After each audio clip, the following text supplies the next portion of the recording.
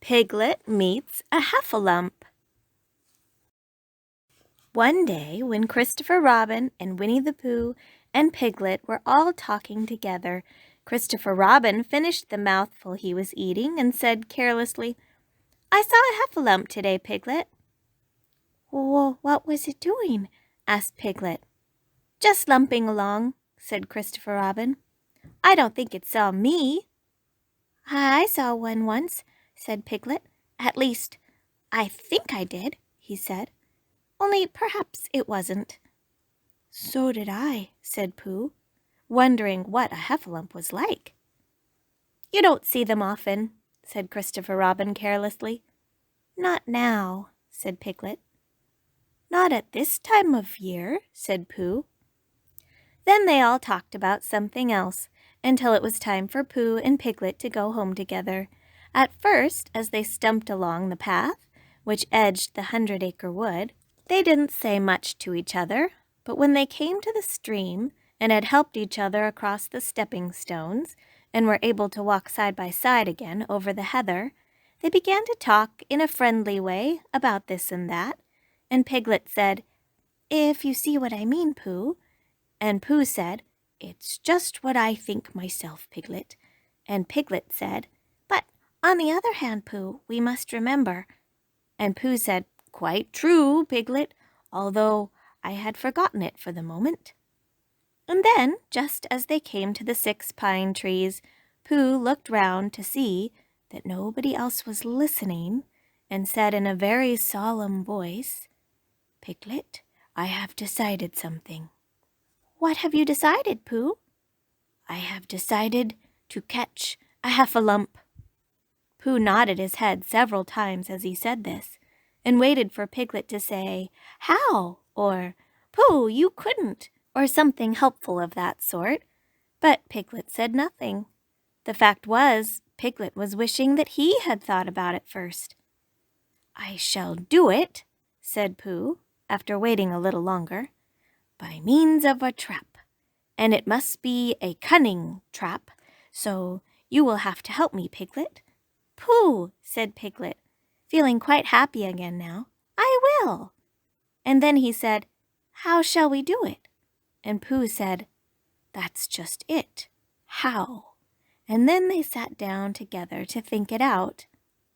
Pooh's first idea was that they should dig a very deep pit, and then the Heffalump would come along and fall into the pit, and— "Why?" said Piglet. "Why what?" said Pooh. "Why would he fall in?" Pooh rubbed his nose with his paw, and said that the Heffalump might be walking along, humming a little song, and looking up at the sky, wondering if it would rain, and so he wouldn't see the very deep pit until he was halfway down, when it would be too late. Piglet said this was a very good trap, but supposing it were raining already?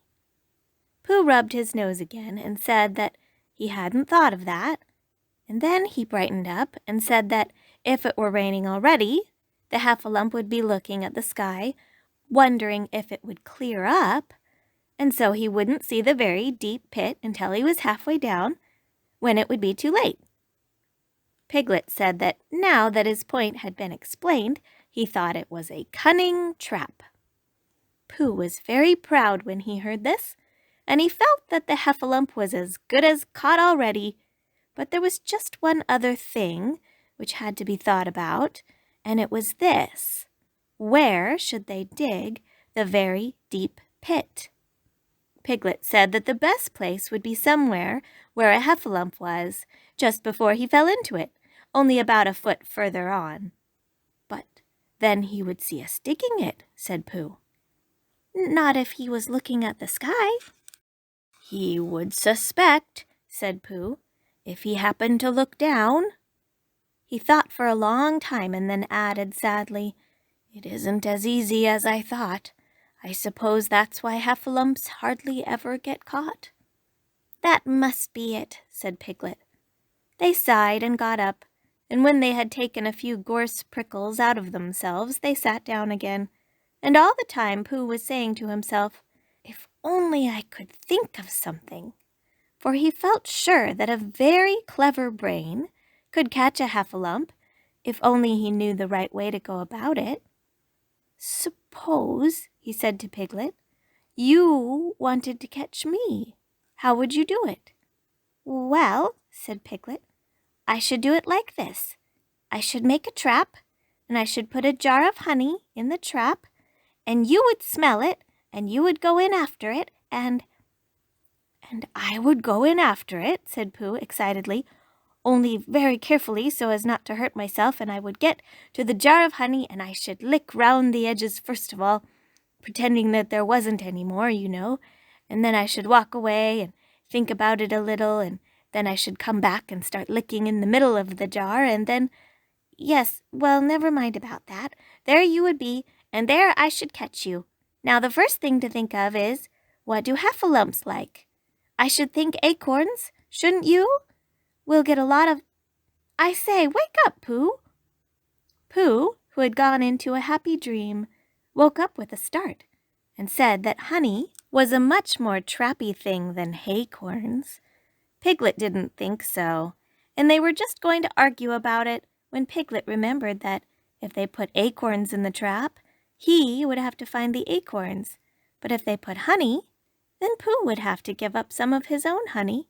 So he said, "All right, honey then," just as Pooh remembered it too, and was going to say, "All right, haycorns."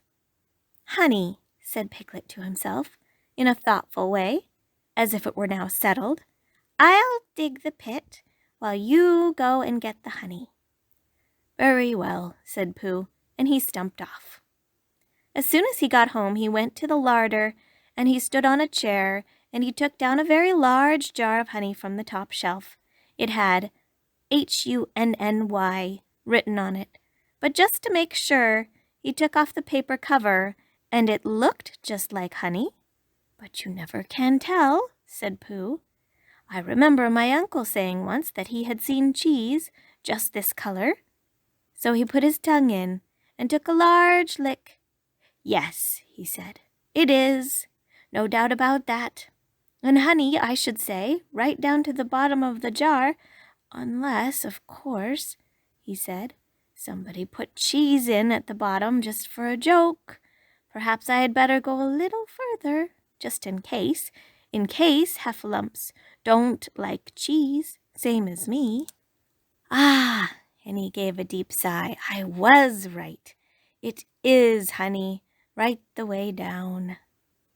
Having made certain of this, he took the jar back to Piglet, and Piglet looked up from the bottom of his very deep pit and said, "Got it?" And Pooh said, "Yes, but it isn't quite a full jar." And he threw it down to Piglet, and Piglet said, "No, it isn't. Is that all you've got left?" And Pooh said, "Yes," because it was. So Piglet put the jar at the bottom of the pit and climbed out, and they went off home together. "Well, good night, Pooh," said Piglet, when they had got to Pooh's house. "And we meet at 6 o'clock tomorrow morning by the pine trees, and see how many heffalumps we've got in our trap." "6 o'clock, Piglet. And have you got any string?" "No. Why do you want string?" "To lead them home with." "Oh, I think heffalumps come if you whistle." "Some do and some don't. You never can tell with heffalumps. Well, good night." "Good night." And off Piglet trotted to his house, Trespassers W., while Pooh made his preparations for bed. Some hours later, just as the night was beginning to steal away, Pooh woke suddenly with a sinking feeling. He had had that sinking feeling before, and he knew what it meant. He was hungry. So he went to the larder, and he stood on a chair and reached up to the top shelf and found nothing. "That's funny," he thought. "I know I had a jar of honey there, a full jar full of honey, right up to the top, and it had Hunny written on it, so that I should know it was honey. That's very funny."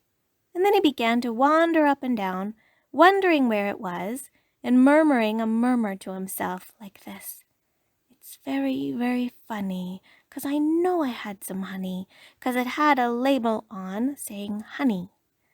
A galoptious full-up pot, too, and I don't know where it's got to. No, I don't know where it's gone. Well, it's funny." He had murmured this to himself 3 times in a singing sort of way, when suddenly he remembered.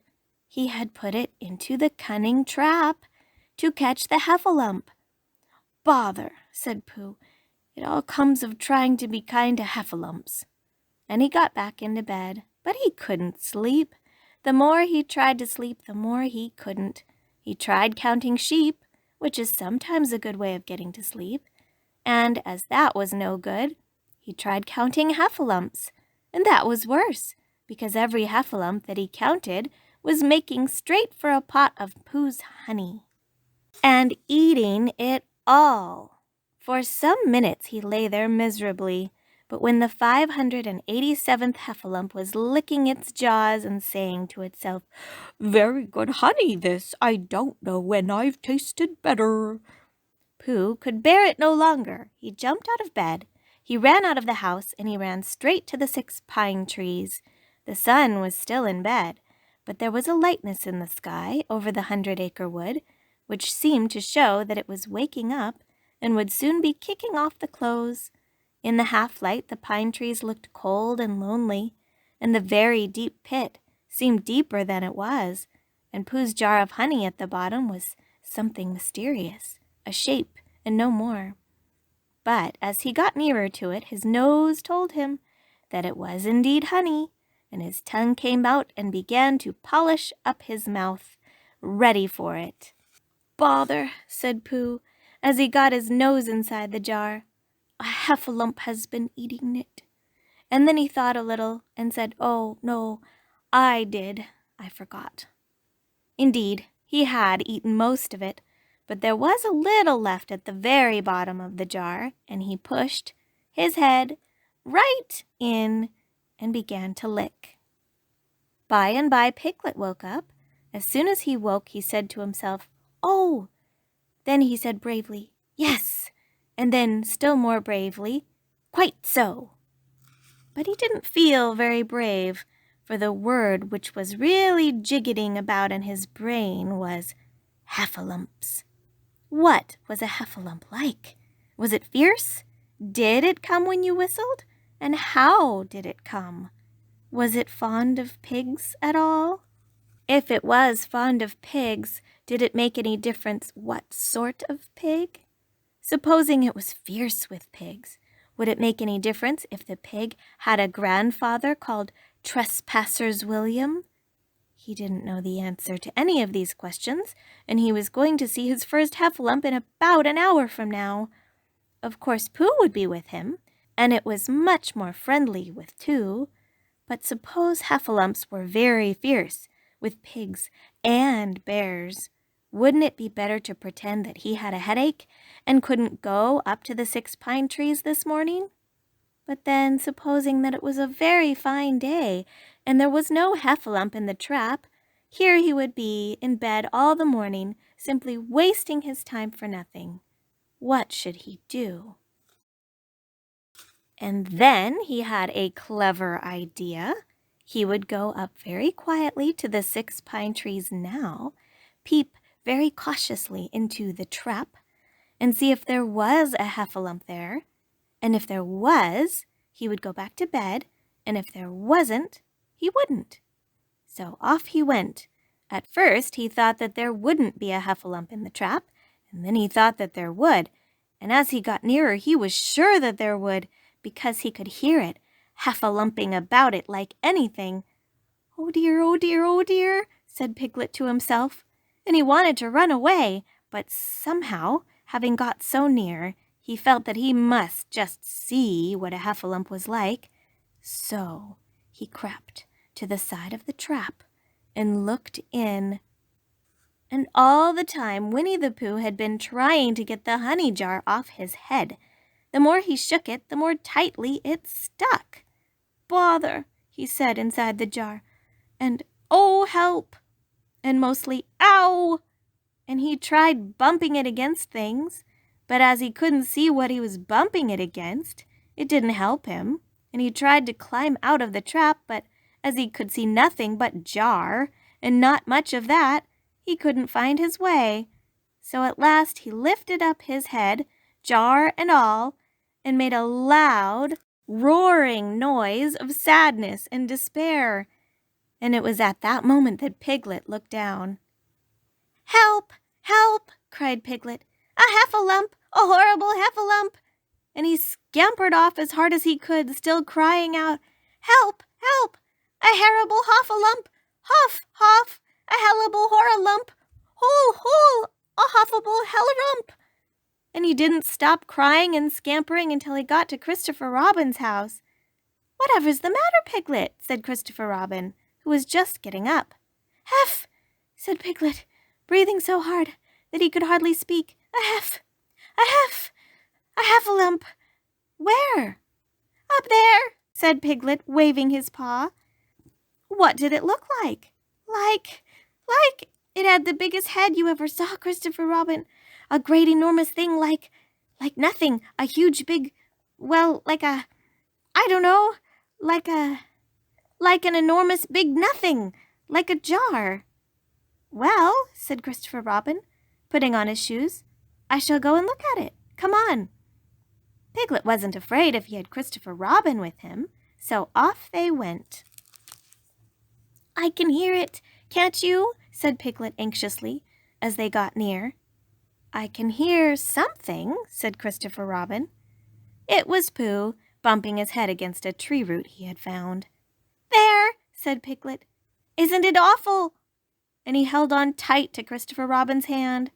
Suddenly Christopher Robin began to laugh, and he laughed and he laughed and he laughed, and while he was still laughing, crash went the heffalum's head against the tree root, smash went the jar, and out came Pooh's head again. Then Piglet saw what a foolish Piglet he had been, and he was so ashamed of himself that he ran straight off home and went to bed with a headache. But Christopher Robin and Pooh went home to breakfast together. "Oh, Bear," said Christopher Robin, "how I do love you." "So do I," said Pooh.